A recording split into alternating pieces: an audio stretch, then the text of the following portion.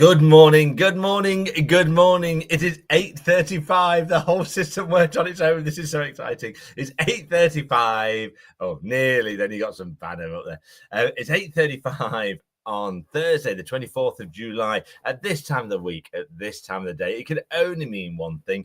It is the report from the front line of business and property, the housing market, and small and medium-sized businesses from the front line in the trenches, sleeves rolled up, whistle blowing, ready to go over the top to tackle whatever might be coming your way. It is a privilege and an honor to have you in our company, or first to be in your company today. Maybe we are your morning meeting for your team. Maybe you're catching up with us between appointments. However you get our podcast, thank you so much for us. In the Stephen Bartlett way, if I could ask one favor for this podcast to grow and for us to help fellow estate agents and small business owners, it would be really helpful if you could share and comment and like our podcast so that we can keep growing and keep getting bigger. And the beauty of that is that more people can watch Grifter struggling on the other side of the screen, trying to take off all the banners that she's managed to hit. That if you're watching us live, if you're not watching us live, for God's sake, get onto YouTube and have a look at Grifter panicking away as she's trying to take all the standard banners off. But as you can see, I can't do this show alone, and neither should I. It's not doing it. I'm really sorry. That's okay. Grifter is with me. We are live using StreamYard. If anybody wants to know how we used our podcast, there it is. It's live as StreamYard. Maybe they'll send us royalties. Grifter, good morning, good morning, good morning. How the devil are you, my darling?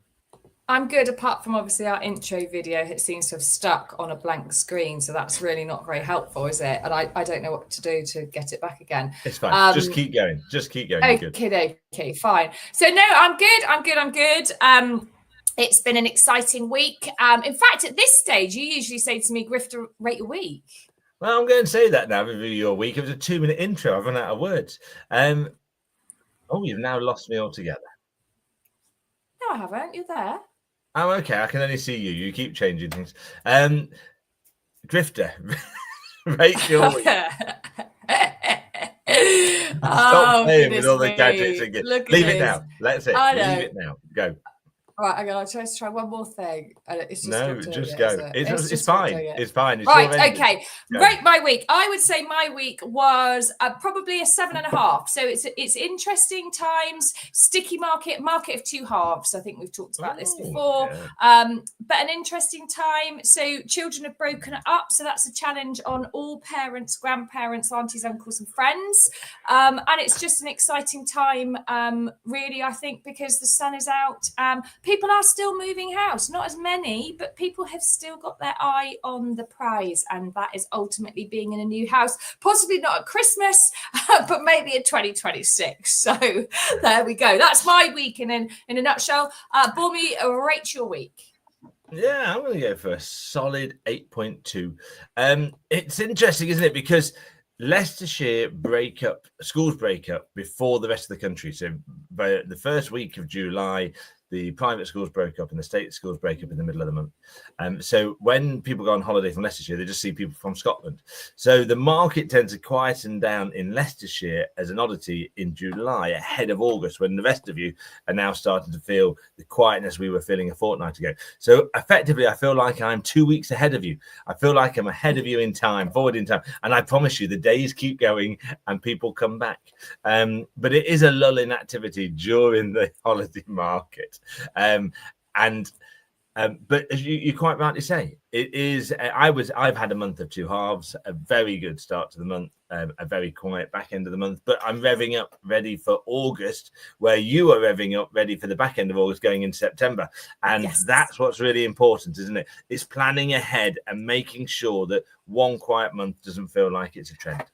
Absolutely. But before we get on to our hop autumn sprint, which I'm sure you'll all be thrilled to hear about, I wanted just to bring us back, like I like doing, and talk about, are you the boiling frog? And you might say, what on earth are you guys talking about? So let me give you a little bit of a kind of a an intro into this kind of like parable or fable about a frog being placed in a pot of water. So if you throw a frog into boiling water, it jumps out instantly. Okay, I would, yeah, if I was a frog. Well, I would if someone put me in boiling water anyway. But anyway, if you put the frog in cold water and slowly turn up the heat, it won't jump out. It'll stay in the pot until it boils alive.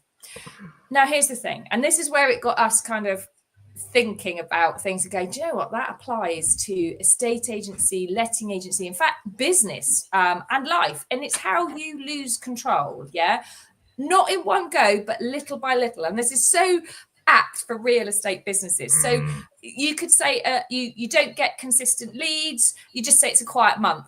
I think you might have just said that. Yeah. You notice inquiries are dropping off and you blame the economy. Yeah.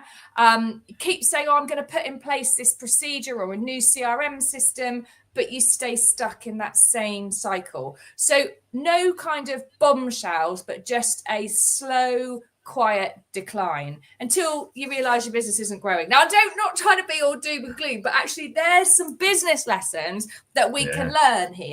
And you and I have kind of put together, haven't we, in the unscripted 30 seconds that we get where we whiz into the hot seat.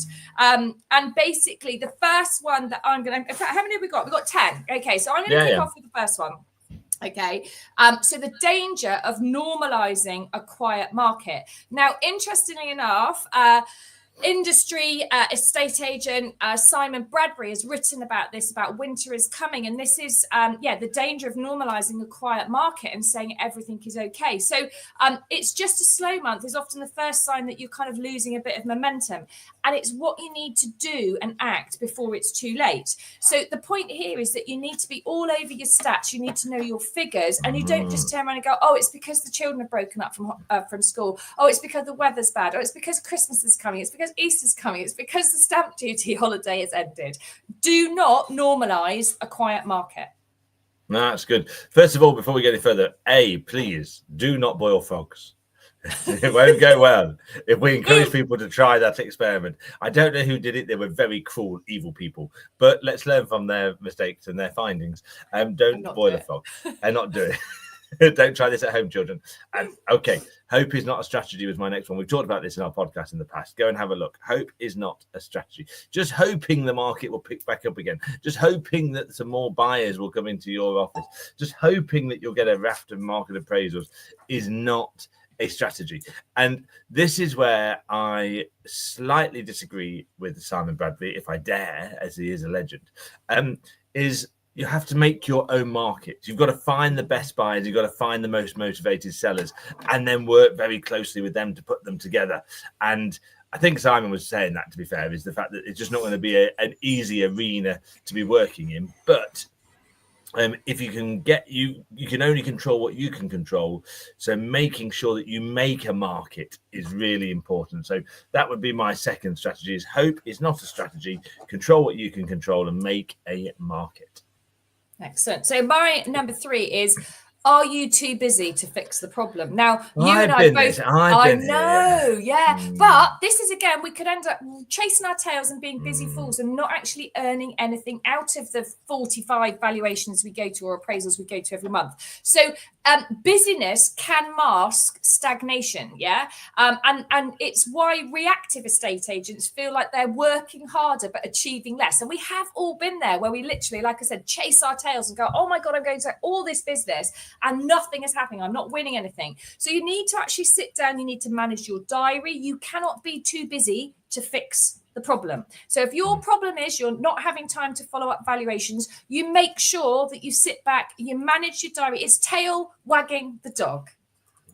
Yeah, no, I get that 100%. The next thing that we talked about briefly before the show was small declines have big consequences, little alterations. So I put it to you that if you are starting to run at as little as 2 market appraisals less a week than you're currently doing, that will end up taking £30,000 worth of income off your bottom line by the end of the year.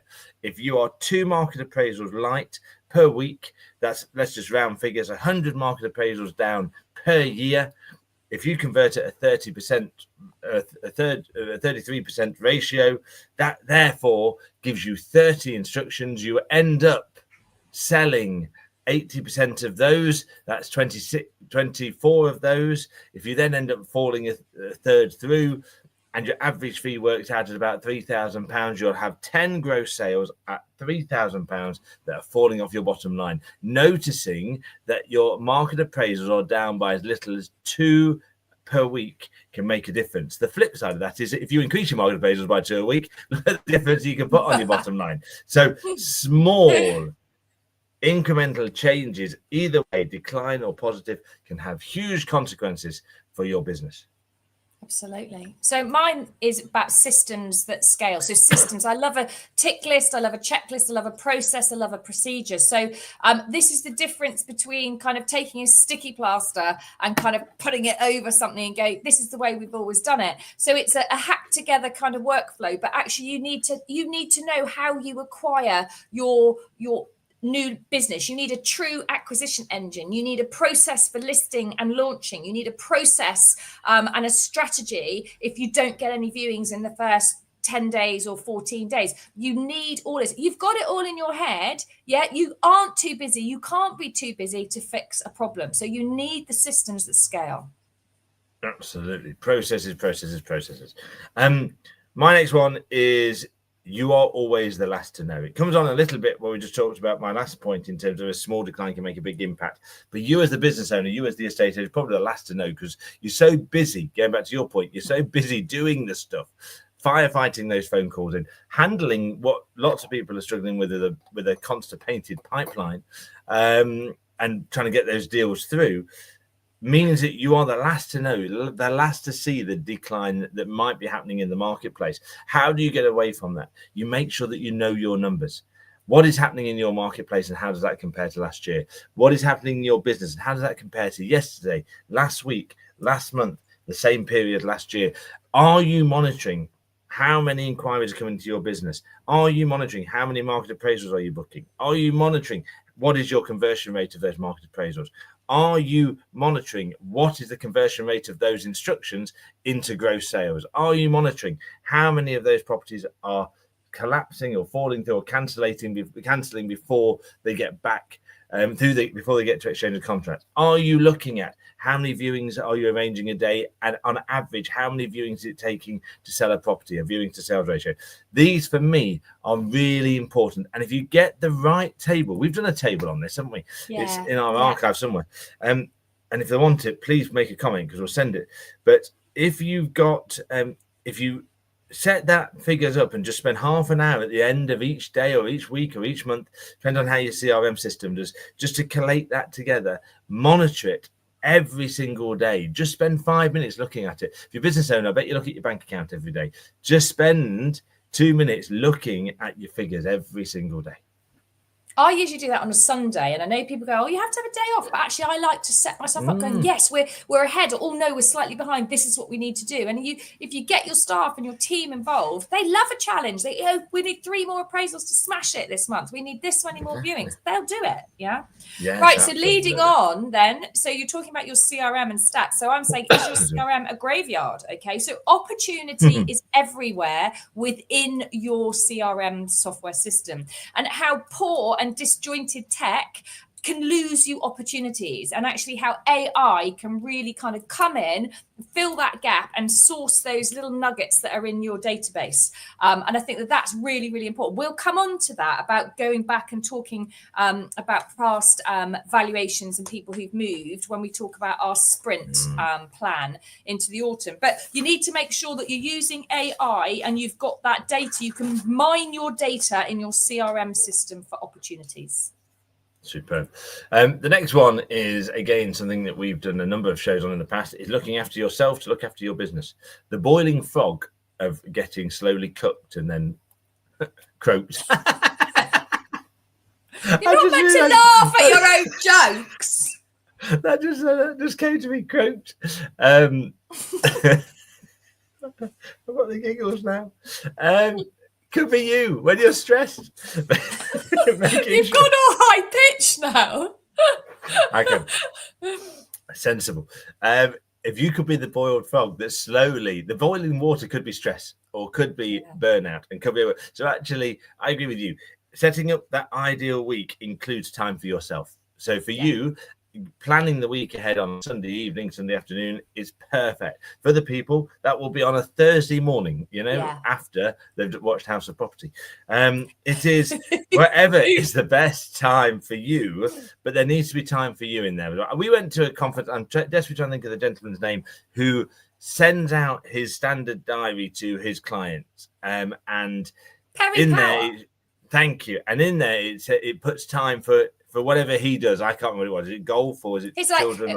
With the children, like bathing the children, putting them to bed. Yeah, and then or whatever it is. After. So, yes, and whatever that is, so that actually you're giving time for your family so you don't feel compromised or try and... You always will feel compromised, as you said right at the top of the show, especially this time of the year where it's spinning plates and juggling and who's looking after who, and it becomes a team game. If only estate agents had creches within them, or childcare, then it would. But blocking out that time to try and have time for you and building other parts of your life is so massively important. Otherwise, you could croak it like a boiled frog.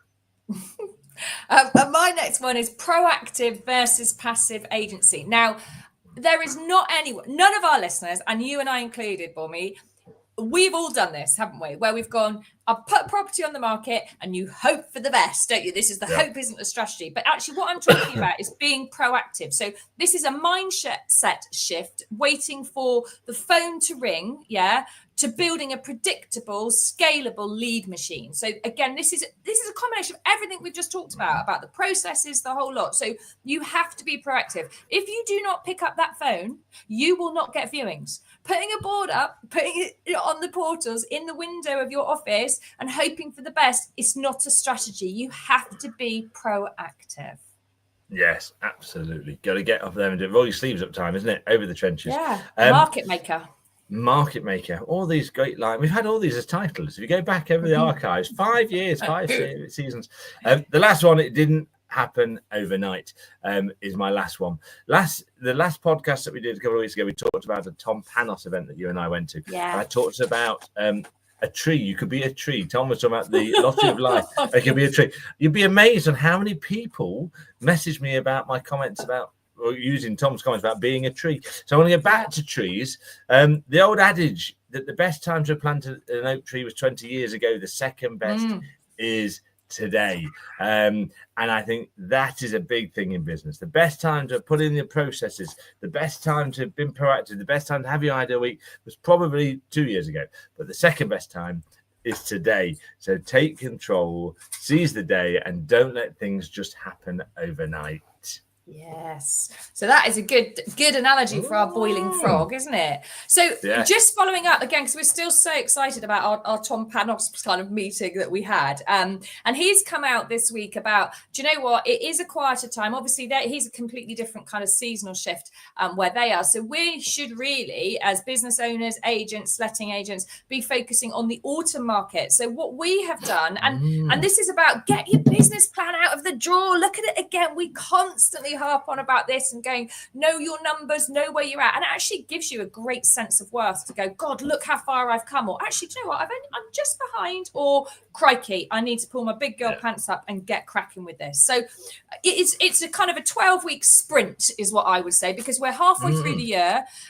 You were saying about time just keeps going and going and going, and it's really, really important that you've got your numbers together, because there's no point, as we've just talked about, of being that boiling frog, is there? Okay.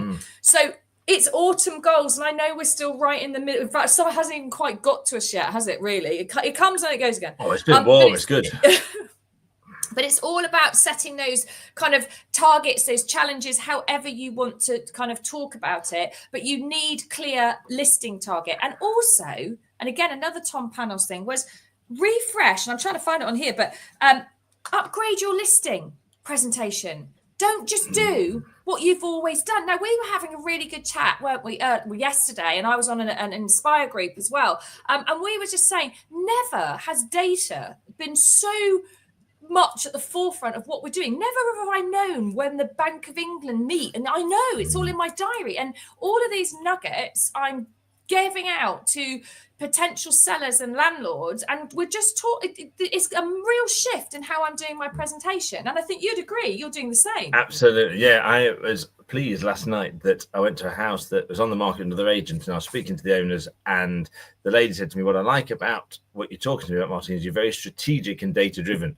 So she says, I appreciate what you're also saying in that moving house and buying a house is, to quote her, she said, I just remember she said when you're buying a house, it's very emotive. But when you're selling a house, it's very strategic. And I thought, this is exactly right. What a good way of looking at it. When I nick her line, I don't know what business she's in. I need to find out. It's when you're buying a house, it's very emotive. When you're selling a house, it's very strategic. And that's our role, isn't it? To understand, never before have we had so much data at our fingertips. All that brilliant data from Rightmove about if you sell a house in this many days, it's more likely to go through.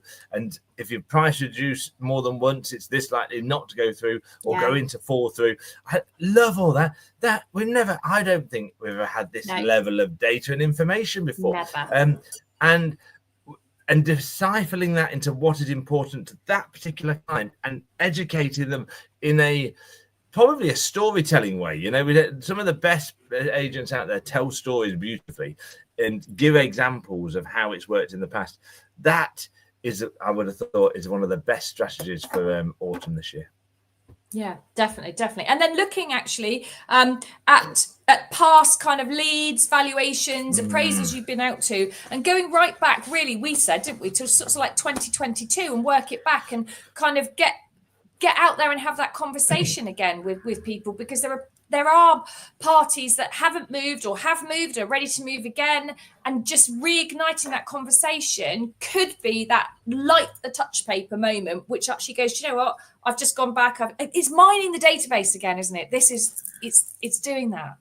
We have certainly seen an increase in the people that bought a property, that white hot market after COVID, that are now reviewing if they're going to move again. I don't know if you've seen the same. I don't know if I'd love to know if our listeners are seeing the same.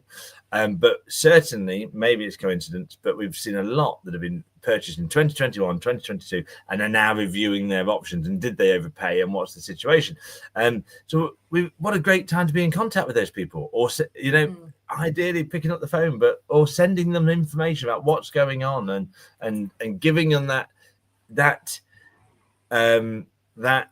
guidance message. And understanding message, what's going on in the marketplace, because the world's changed a lot since then when you think about it. How would you deliver that? Because we've discussed this a lot in this sprint. How would you deliver that? What would be the ideal? Well, ideally, first of all, I would pick up the phone to them, and then if it goes to answer machine or anything like that, then I might send a soft WhatsApp message, and then I'd probably do a video, kind of, just checking in. This is the market. Send them a link or send it on a QR code, so they just click on it and access it, or in an email, and they can photograph it and open it on their phone. So it's building trust through visibility and contact. But I mean, really, we should have in place some system or funnel that would be contacting our past appraisals on a regular basis. Although we all know that we set and forget, don't we? Because and this goes back to boiling the frog, doesn't it? But if Simon Bradbury's prediction is right, that the market will quiet, and therefore we've got a little bit more time to be able to be proactive, because we're going to have to be, because there's nothing else coming in, then actually going back and saying to people who completed on a house 12 months, 24 months ago, let me pop back out and give you an up-to-date of what the valuation is. What a great way of doing things. Yeah, stack your calendar with opportunity. Get back out there. Face-to-face meetings is what you need. This is the market maker. If you're quiet, your valuations, appraisals are down, your landlord meetings are down, then be more proactive. And I know it's difficult. We've got the same amount of time, in the day, but you could just schedule, instead of spending 30 minutes scrolling Instagram in the morning, or Facebook at lunchtime, if you have time, use that, a bit more. What's the word? A bit more proactive and process driven. Proactively, So get that productivity up. I think it's really important. And actually, it's really good as well to have a huddle with your team to review, listen to what they're saying as well.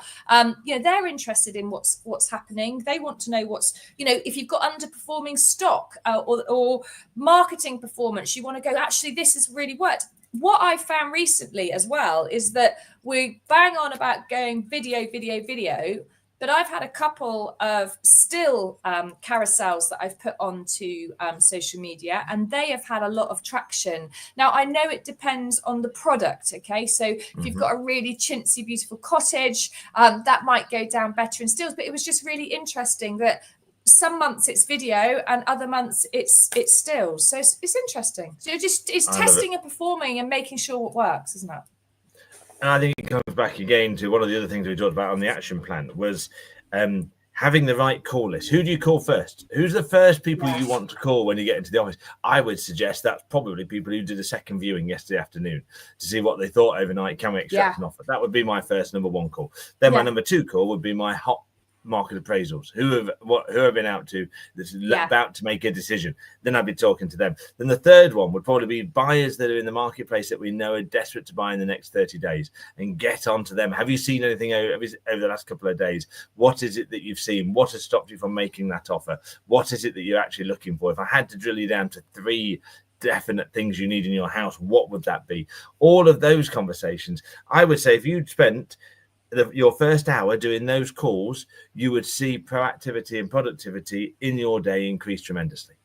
Absolutely. And I think it's back, isn't it, to getting those top buyers together. So if we've got a lack of buyers, you need those ones that are either out viewing, have got cash, or going to perform. And actually putting it into your database, you might have a highlighted way, but actually be on those people, because again, that's something, and I hold my hands up here, that's something that's dropped off with our team that we picked up again last week, to say, actually, who are the hot buyers? Or is it just serial people viewing and not making any decision? Because you need to go, are they the right people to be spending my time on? Because you need to be managing your diary like a pro. You need to control your week like a professional. Otherwise, people will take your time from you. And I think, so when you say that in terms of controlling your week like a pro, which I agree with you wholeheartedly, the only way that it's going to work, I would have thought, is to have some non-negotiable times in there that you do things. So I'll give you an example. There was a period of time early on this year where we both got very busy, and the House of Property podcast didn't necessarily go out as regularly on the Thursday at 8:35 as we wanted it to. Sometimes it's a Friday, sometimes it's a Wednesday, sometimes it didn't happen at all. But when people have spoken to me and I've said, why do you do your podcast? One of the things I like about it the most is the fact that we've got some structure in place that on Thursday morning at 8:35, we do this podcast. And being totally honest, sometimes you don't want to do it, and I do, and I drag you along. And sometimes I really don't want to do it, and I've got other stuff to do, and you drag me along to do it. And it's that discipline of having that time in the diary. So replicating that into time with your team, or time with your clients, or time making calls, or time chasing, or time protected time, my old senior partner used to call it protected time, where you just concentrated on that job. You came off the front line and went and did that, was really, really vital, I would suggest. Brilliant. Excellent. God, I think that covers that. We have covered so much here. It's just like, oh, wow, fantastic, isn't it? So don't be the boiling frog. Make sure you're being a market maker. Be positive, but in a sensible way, using data to back you up. And actually, Jay, I think that kind of sums it up, doesn't it? I mean, it's about managing your time properly. Don't let people suck the life out of you, and make sure that you're enjoying doing it and you don't get that burn. You probably need to rivet each process. Rivet. That's awful. Is that your joke? No, it just came to me. I thought it was funny. Right, that just about wraps us up then. So it's been a full show. If you want anything kind of laid out, if you want the charts that Martyn was talking about, if you want our sprint plan, our 12-week sprint plan to take you through from September onwards to make sure you are pedaling out the year on a high, then just get in touch with us. We've had a great time. This is our morning meeting. We're all fired up, and we'll speak to you very, very soon. Take care.